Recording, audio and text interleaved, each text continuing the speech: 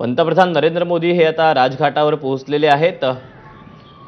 आज मोदी सरकारचा किंबहुना एनडीए सरकारचा शपथविधी सोहळा पार पडणार आहे। या सगळ्या पार्श्वभूमीवर पंतप्रधान नरेंद्र मोदी हे राजघाटावर जाऊन आता महात्मा गांधी यांच्या समोर नतमस्तक होणार आहेत आणि त्यानंतर आता ते पुढे माजी पंतप्रधान अटल बिहारी वाजपेयी यांच्या देखील समाधीचं जाऊन दर्शन घेणार आहेत। शपथविधी आधी नरेंद्र मोदी हे राजघाटावर पोहोचलेले आहेत।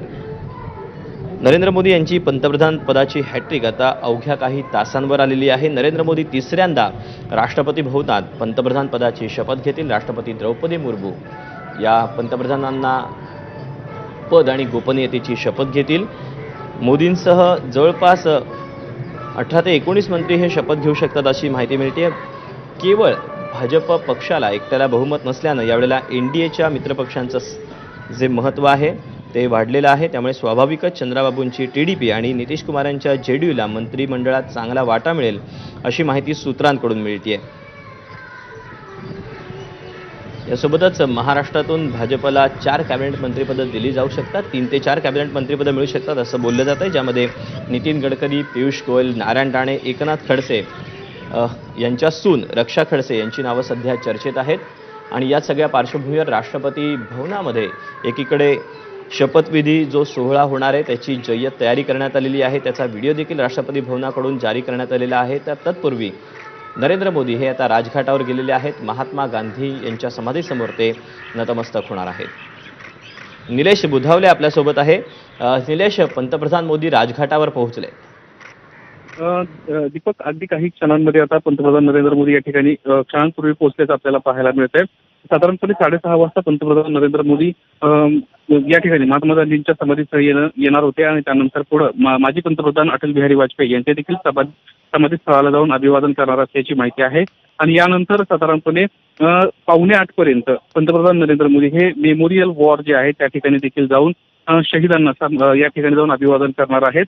आज सकाळपासूनच पंतप्रधानांचा हा दौरा आपण पाहतोय। साधारणपणे आज संध्याकाळी 7:15 वाजता पंतप्रधान नरेंद्र मोदी शपथ घेतील आणि यासाठी देशातून आणि परदेशातून देखील मोठे अनेक जे मान्यवर व्यक्ती आहेत ते या ठिकाणी येताना आपल्याला पाहायला मिळत आहेत। आज सकाळपासूनच दिल्लीमध्ये हाय अलर्ट जारी करण्यात आलेला आहे। हजारो पोलीस, सीआरपीएफचे जवान, दिल्ली पोलीस सध्या रस्त्यावर आहेत आणि दिल्ली हाय अलर्टवर आता करण्यात आलेले आहेत। कोणत्याही परिस्थितीमध्ये कुठलीही कायदा आणि सुव्यवस्थेचा प्रश्न निर्माण होऊ नये यासाठीची खबरदारी आपल्याला घेण्यात येत असल्याचं पाहायला मिळत आहे। आज महत्त्वाची बाब अशी आहे की आज या पंतप्रधान नरेंद्र मोदींच्या मंत्रिमंडळामध्ये महाराष्ट्रातील देखील काही महत्त्वाच्या नेत्यांना संधी मिळू शकते अशी देखील माहिती मिळते। यामध्ये प्रामुख्यानं मुंबईतून लोकसभेवर गेलेले पियुष गोयल हे देखील त्यामध्ये असू शकतात। यासोबतच कायम केंद्रस्थानी असणारे नितीन गडकरी हे देखील त्यामध्ये असू शकतात। यासोबतच रामदास आठवले यांना देखील त्या ठिकाणी संधी मिळू शकते अशी ही माहिती आता समोर येताना पाहायला मिळते। नवीन चेहरे देखील यामध्ये असतील।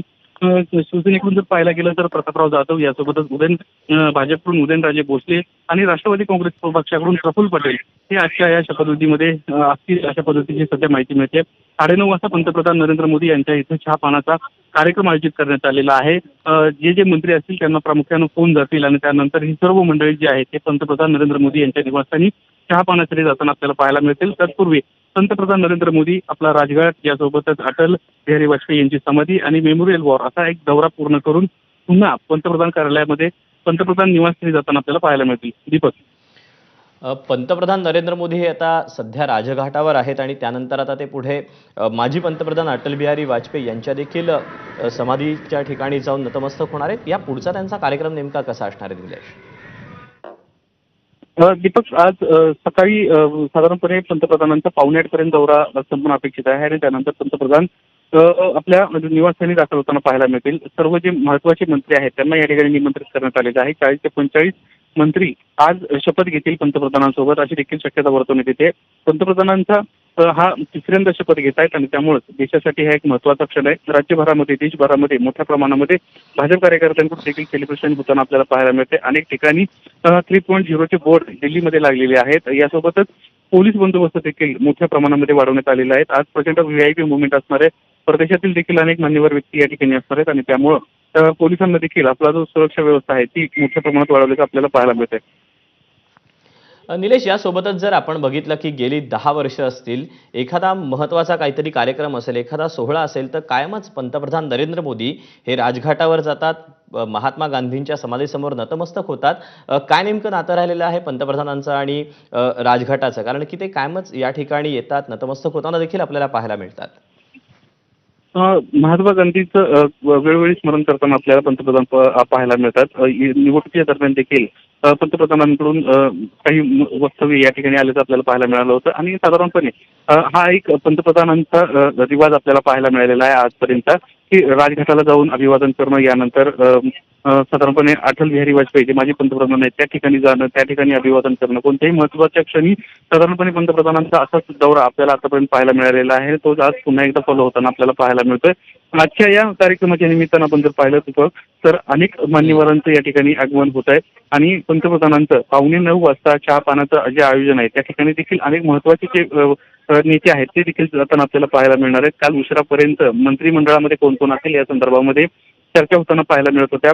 भाजपचे राष्ट्रीय अध्यक्ष असणारे जे.पी. नड्डा हे देखील अमित शहा यांच्या निवासस्थानी गेले होते. त्या ठिकाणी बराच वेळ चर्चा रंगली होती आणि त्यानंतर आता वेगवेगळ्या खात्यांचं जे वाटप आहे ते कुठेतरी पूर्ण होऊन त्याची जी लिस्ट आहे ती राष्ट्रपती कार्यालयाला लवकरात लवकर पोहोचणं अपेक्षित होतं. ती रात्रीच गेल्याची माहिती मिळते. नक्कीच ती लिस्ट मिळाल्यानंतर आज प्रामुख्यानं वेगवेगळे जे महत्त्वाचे नेते आहेत ते देखील उपस्थित नावांना राहणार आहेत.